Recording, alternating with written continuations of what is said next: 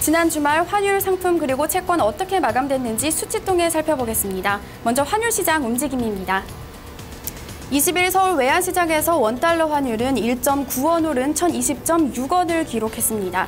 미국이 저금리 기조를 이어갈 것이라는 전망에 하락했던 원달러 환율은 외국인의 주식 매도로 하루 만에 1,020원대를 회복했습니다. 여기에 전거래일에 환율이 1,010원까지 떨어지자 외환당국이 개입에 나설 수 있다는 경계감이 커지며 원달러 환율 상승 압력으로 작용했습니다. 전문가들은 이번 주에 원달러 환율이 1,020원대에서 거래를 이어갈 것이라고 내다보고 있습니다. 다음은 뉴욕 외환시장으로 넘어가 보겠습니다. 뉴욕 외환시장에서 엔달러 환율은 0.15엔 오른 102.12를 기록했고요. 달러 유로 환율 0.0005달러 내린 1.3597달러를 기록했습니다.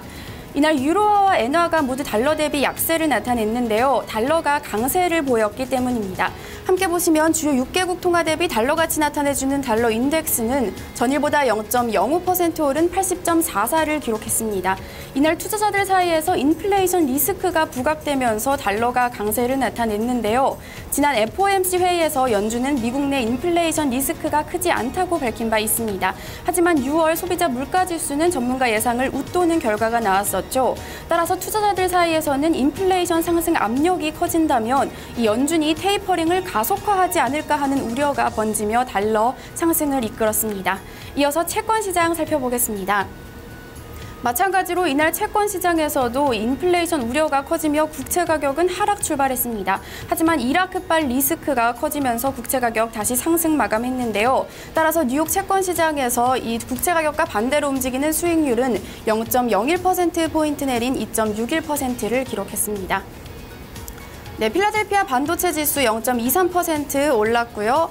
디램 가격 전거래일과 변화가 없었습니다. 랜드 가격 역시 전거래일과 큰 변화가 없었습니다.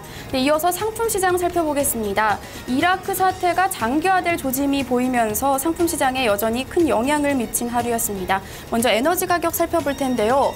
뉴욕 상업거래소에서 7월물 서부 텍사스산 원유는 전일보다 0.8% 오른 107.26달러를 기록하며 지난 9월 이후 최고치를 기록했습니다.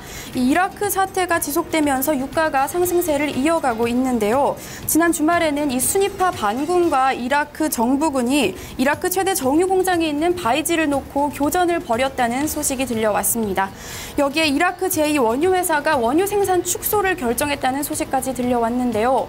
전문가들은 이라크 사태가 당분간에 해결되기는 어려울 것이라고 내다보고 있습니다.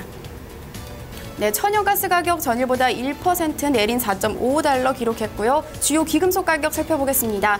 뉴욕 상품거래소에서 8월물 금값은 0.19% 오른 온스당 1,316.60달러를 기록했습니다. 이날 금값 역시 이라크 우려가 지속되며 소폭 상승했습니다. 지난주에만 금값은 3.3% 급등했는데요. 이 연준이 저금리 기조를 이어갈 것이라고 밝힌 건 역시 금값 상승 압력으로 작용하고 있습니다. 네, 은값은 전일보다 1.43% 오른 20.95달러 기록했고요. 구리 가격 0.96% 올랐습니다. 팔라듐 가격 2% 내린 822.20달러를 기록했습니다.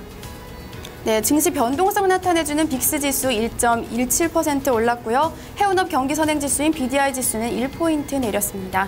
이어서 주요 곡물 가격 살펴보겠습니다. 이날 주요 곡물 가격은 혼조세를 나타냈습니다. 시카고 상품거래소에서 옥수수 가격 1% 올랐고요. 소매 가격은 1.56% 떨어졌습니다. 대두 가격 0.34% 오른 1,231.50센트를 기록했고요. 원당 가격은 0.32% 오른 18.75달러를 기록했습니다. 지금까지 데이터센터였습니다.